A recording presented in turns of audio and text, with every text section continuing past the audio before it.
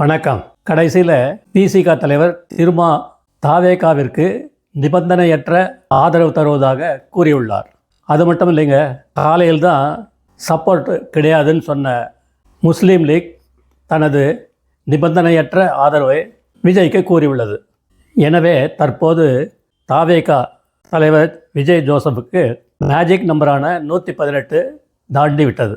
கட்சிகள் நிபந்தனையற்ற ஆதரவு என்று கூறியுள்ளார்கள். அங்கே தாங்க கொஞ்சம் ஒதுக்கிறது.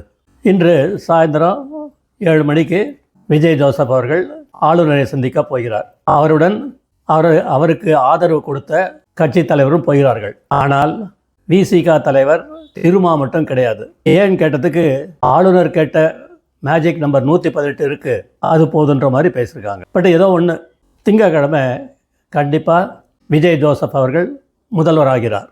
மக்களுக்கு தான் கொடுத்த வாக்குறுதிகளை முடிந்தவரை சீக்கிரம் நிறைவேற்றுவார் என்ற நம்பிக்கை இருக்கிறது. ஜெய் ஹிந்த்.